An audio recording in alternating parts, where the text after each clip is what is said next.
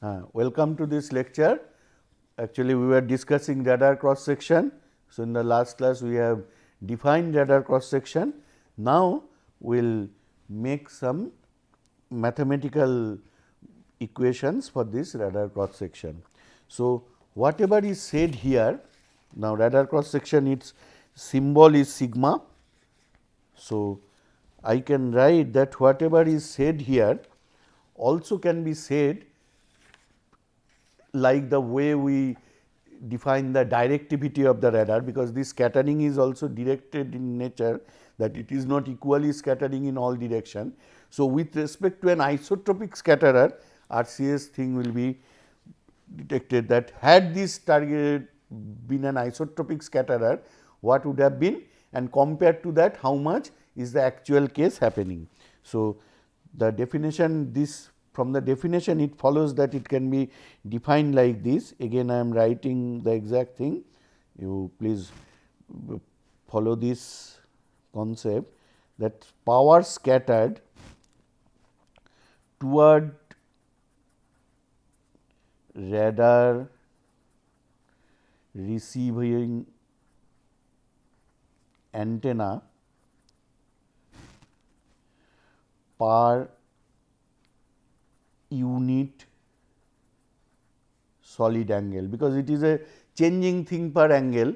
So, power scattered toward radar receiver per unit solid angle, and that should be compared with, because the radar cross section is, the target is taking the incident power, then it is scattering, then in which direction it is scattering. So, the denominator is, that means this thing is normalized to that had this been an, the scattering energy been fully ready, the incident energy is fully scattered, that means the whole energy is getting scattered and scattered equally in all direction. So, isotropic as well as the scatterer is scattering the whole power that is incident on it, which is not the case actually, that is why numerator, but the normalization thing is that ideal thing. So, incident power density re-radiated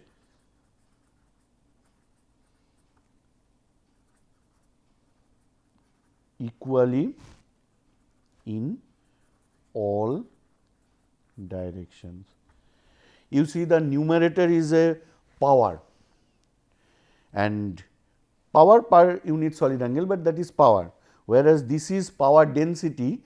So, how they will be related? You see, this is an area. So, incident power density multiplied by the area will give you the power scattered. So, this is the definition. So, can I say that actually this is coming from this definition? If you read it carefully, you will get that these are the things. So, sigma you see is embodying various physical things. First is incident power is falling, how much effective area it has to take that power, electrical area, effective electrical area that is taking that power, then how much is getting scattered, then in the desired direction relatively how much power is coming. So, all that is embodied in this. Now, we will take the help of radar equation and try to manipulate this, because still with all this how we will express it. So, this whatever is said, can I say that that is dp d omega, where omega is the solid angle, because it is scattering differently in different direction, different amount of power in different direction. So, if I want to know that in the radar direction how much exactly power is coming, obviously it is a changing quantity. So, from the concept of calculus it will be dp d omega. So, that is the numerator, and here incident power density. So, let us call that incident power density is generally we W incident power density, that divide, if it radiates equally in all direction. So, what is the total that power in all direction, how much it will be power density, that will be W ins by 4 pi, because 4 pi is the total solid angle for a 1 meter at a distance. So, W ins by 4 pi. So, this is the definition where what is W incident? Let me say it is the incident power density at the target, and its unit is watts per meter square. Okay. Now, I will take the help of the model that we have derived, radar equation, and try to find out an expression for this which is usable.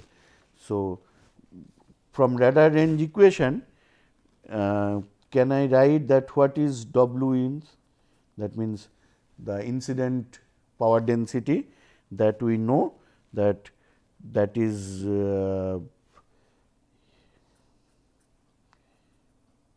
E incident by eta naught, because this is here there is an assumption, that assumption we have not said, but in the radar always that in our radar equation that assumption was there. So, let me write that assumption, that target is at far field. So, this is assumption A, target is at far field of radar transmitting antenna,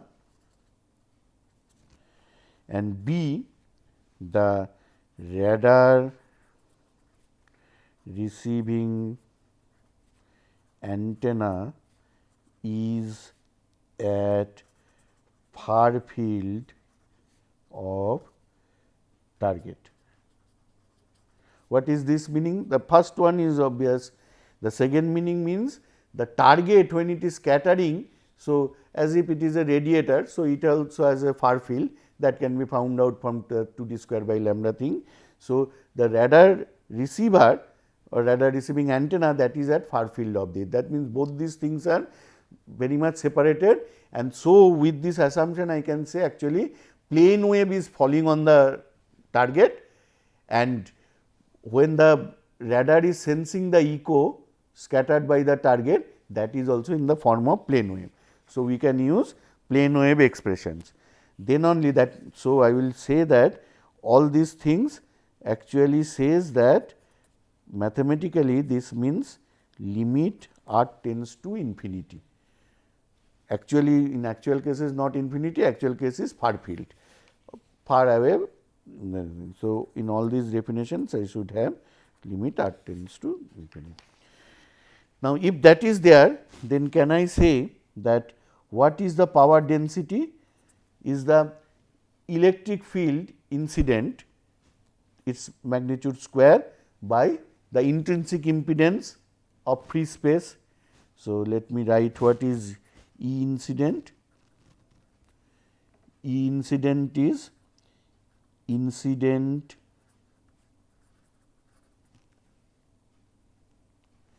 electric field strength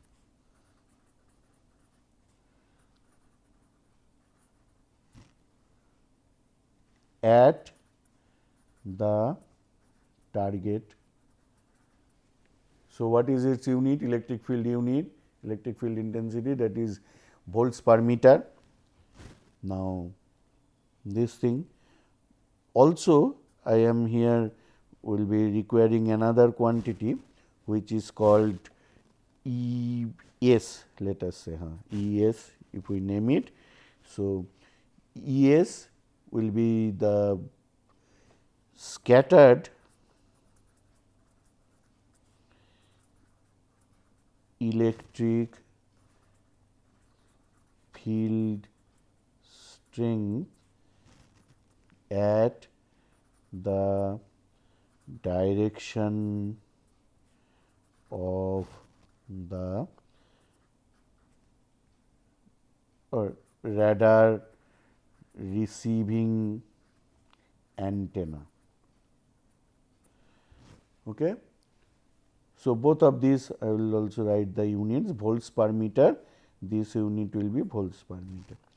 Achha. So, already we have seen that this is a for plane wave I can write that what is the power density for the incident wave, that is the E square by eta. This is in the far field, this relation is there for plane wave.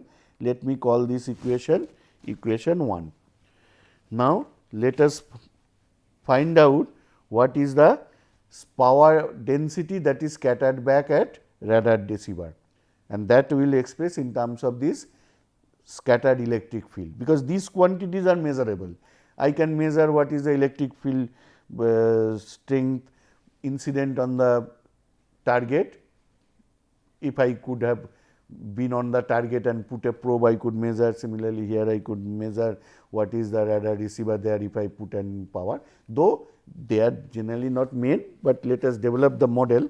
So, now I take the help of the radar range equation. So, I say that from radar equation that we have developed, there we have seen that what is the scattered power here. You see that transmitter is, again you think of this model, that time we have said. So, radar is now transmitting. So, Pt Gt by 4 pi r square is falling here, Pt Gt by 4 pi r square is the falling there.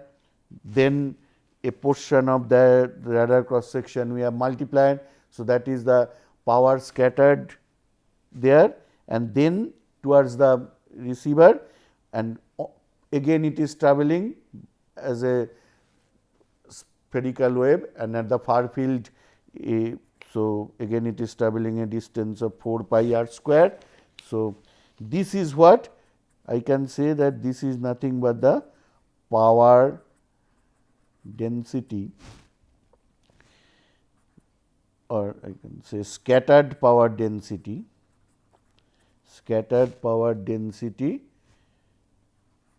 at the radar receiving antenna. And scattered power density. So, this is in the form of plane wave. So, I can say it is again can be said that the magnitude of the field is a vector quantity. So, we will have to take the magnitude square by eta naught. So, this is my second equation. Okay.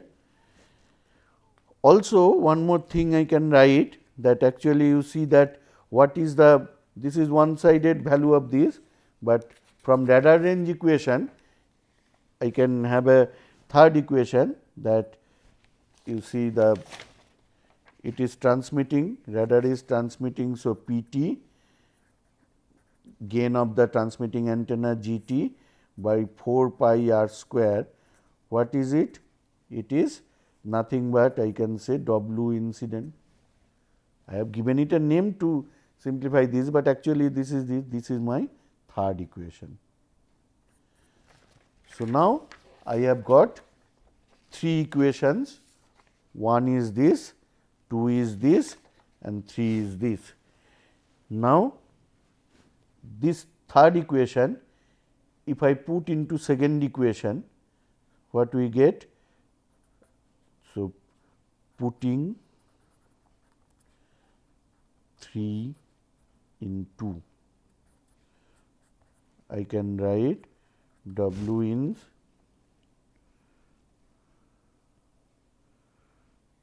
sigma by 4 pi r square is equal to E s square by eta naught. Okay. And I have this 1. So, this I can put in place of this W 1. Now, I can say putting 1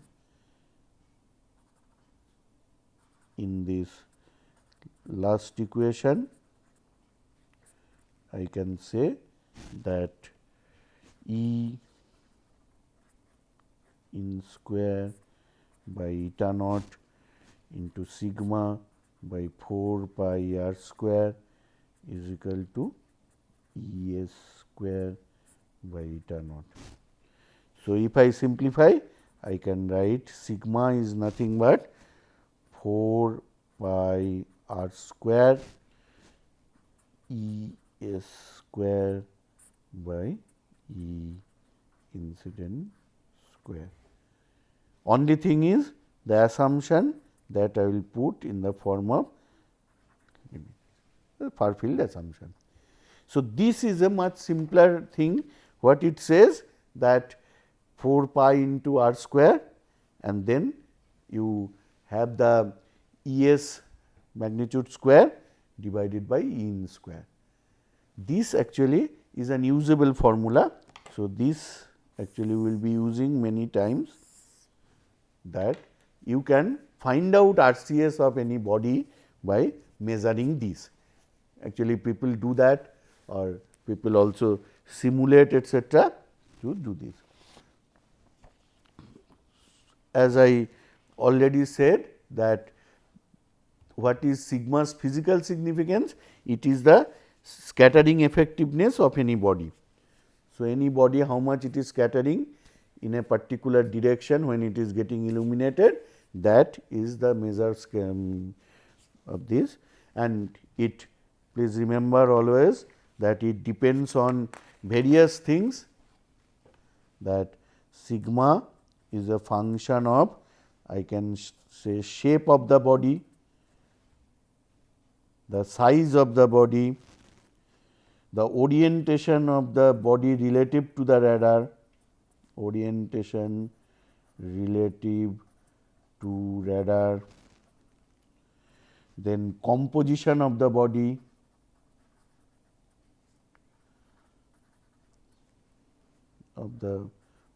or target. Then it also depends on the illumination things, that means what is the frequency of the illumination of electromagnetic wave, then what is polarization of the electromagnetic wave, etc. And when I say composition of the target, basically I mean that electrical parameters for that. So, composition of the target, this thing actually means what is the sigma, that means the conductivity of the target, what is the epsilon, the permittivity of the target, what is the permeability of the target. All those affects this thing. So, it is depends on all these. So, that means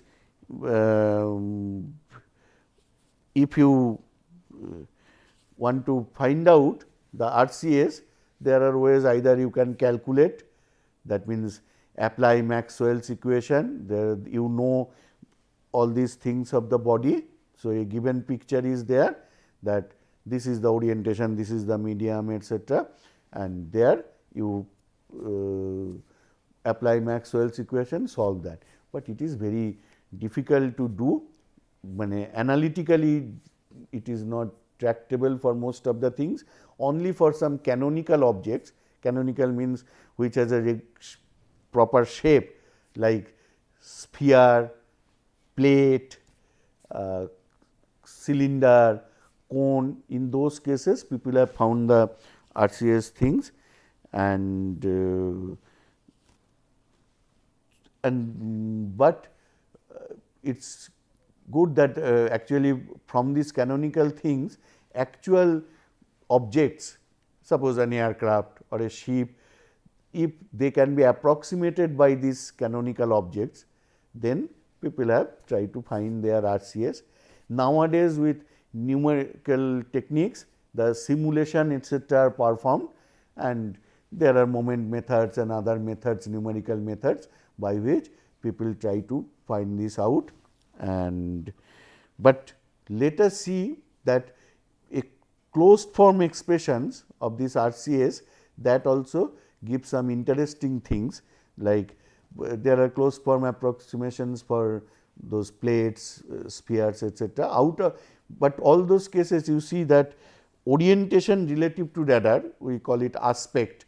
So, aspect angle is important. So, generally this RCS is a strong function of this aspect, but there is one canonical object which is a sphere which is invariant to this aspect. That is why sphere it is easier, because whatever aspect you take, the RCS is same, because sphere does not, by its shape actually it is independent of the aspect. So, people have found out closed form expressions for this, and that let us discuss that RCS of a sphere. So, I will say that RCS of a sphere. Now, what is in the x axis? It is generally the diameter, periphery of the sphere, but that is normalized usually to the wavelength, because actually this means the electrical perimeter or electrical length of the perimeter, and this side is the RCS, but usually that RCS is normalized to the physical area. So, physical cross section of a sphere, that is a circle, and the radius of the sphere is a. So, I can say pi r. So, this is y axis, this is your x axis. So, RCS is plotted here. That means, what you are plotting, that what is the RCS value for various sizes of the sphere, because here you are changing. So, that means, you are actually changing the diameter and finding out that what is the RCS. So, there are points, let us say this is our 1, this is our 10. So, and this value, let us say that here in this direction 0.001, let us say here it is 0.1. So, it will be 1 here, and I can say this is 10 here. Okay. So, if you plot, what color I am using? So,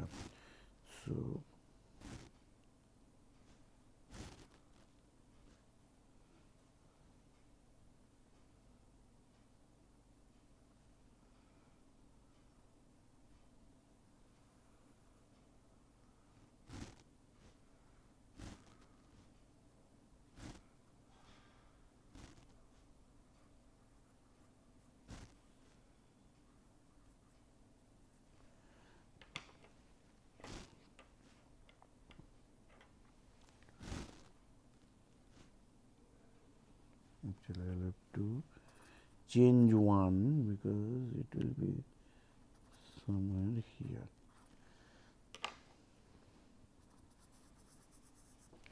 So, you see it is something looks like a second order function, that when we have a second order circuit and then a second order LCR circuit, you see that we have this, that there is a peak and then gradually it dies down. So, this is the steady state. Now, based on these, actually this the sizes of scattering or the scattering phenomena is broken into regions. One region is this, actually this one actually this zone and this 10 this zone. Now, this region is called, that means, when 2 pi a by lambda is less than 1, this zone is called Rayleigh region.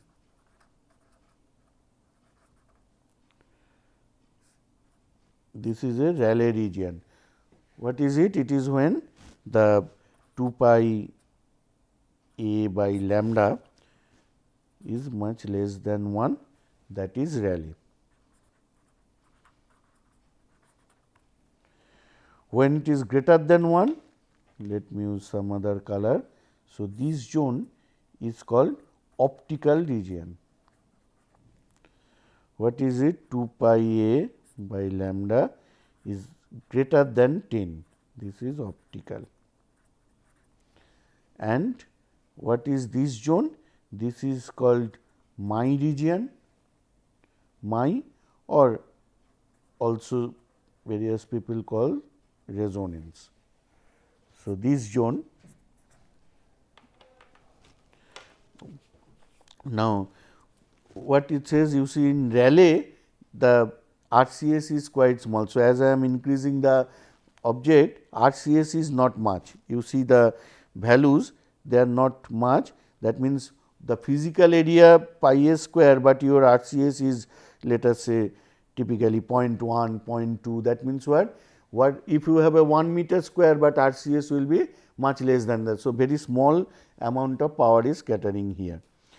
Whereas, you see actually this here there are ups and downs. So, that means, the object has an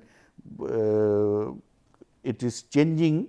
So, it can be going high then coming down. So, it is a resonant sort of thing that it is changing, but in the optical region it is going flat and reaches a steady state value of 1. What does that mean? That means, in this region the electrical area and optical area, they are same. That means, the not much power compared to the, that means, the area is more or less as if the whole power it is taking as if it is the physical area. So, not much scattering is there, but here you see actually this peak happens, this peak is around 5.7 dB.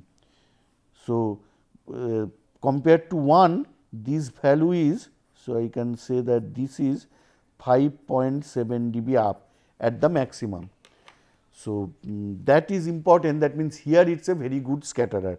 If you have this size is 2 pi a is equal to 1, then it goes up.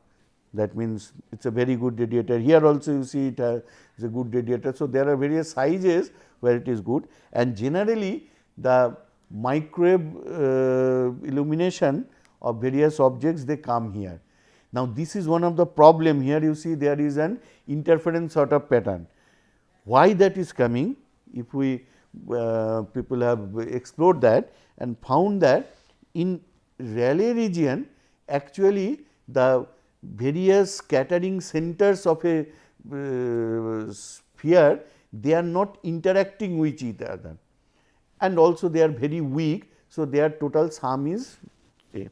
In the optical region, these scattering centers of the sphere or of any body, actually this classification is true for any body, though we are discussing it with sphere, but for any body you can have these 3 separate regions. Usually microwave come in this my region, there is an interference pattern, and in the optical region the scattering centers, they do not interact with each other, they simply behave as a individual localized thing, individual scatterers. So, RCS is vector sum of that. So, I can say that in the optical region,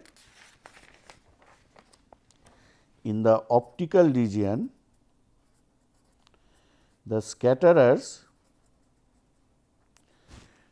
they are I can say individual scatterers,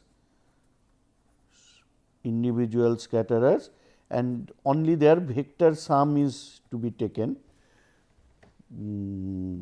So, and it is a, that is why it is a steady value, because they are not interacting. And in Rayleigh region, this thing actually not even the vector sum, only the amplitude factor they are summed, and only amplitude, and that amplitude is, it can be shown that the RCS is there almost proportional to 1 by lambda by 4, and no phase while addition there is no phase addition also, but in the my region the whole problem is both when the scatterers there is mutual coupling. So, I will say that mutual coupling of individual or scatterers of individual scattering points,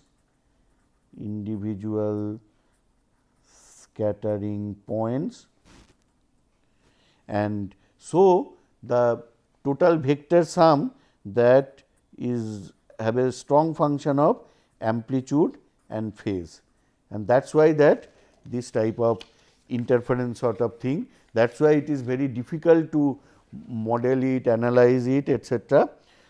But you see that due to this Rayleigh region, if you can make that the target is very small compared to the lambda, then the RCS is very small.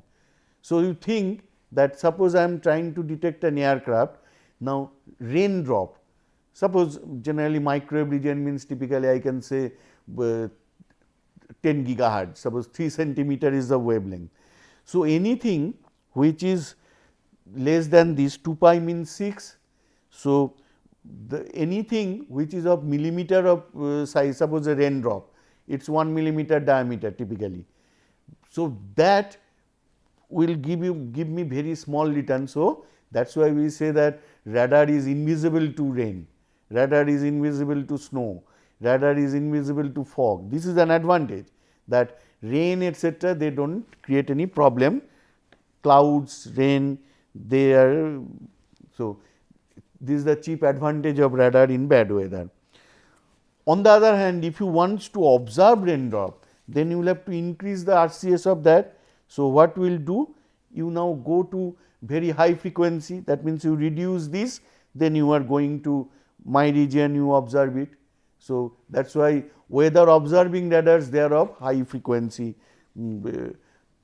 Ku band, much higher, etc., higher frequency. Now, already I said in my region the maximum RCS is 5.7 dB. So, always be careful that you can have for a sphere maximum RCS you can get 5.7 dB up from its physical area. Now, let us now come to the RCS measurement. If we want to do RCS measurement, generally for a complex target like an aircraft, ship, etc., then we will have some more things to discuss on this. Actually, we are spending much time on this RCS because there are a lot of conceptual things here, and measuring RCS is a very important thing. Also, in military technology, you want to conceal your RCS, that is called stealth. So, that also is a very important application, that how you have your aircraft, etc., aircraft, ship, missiles, but I want to conceal that. That means to the radar I want to become invisible, that means I want to reduce my RCS. So, that is called stealth technology. So, RCS measurement, RCS evaluation, reducing RCS, in certain cases even enhancing RCS, all these are very important considerations, and lot of work goes on there, lot of research is still going on in this field. So, we will discuss something more also in the next lecture. Thank you.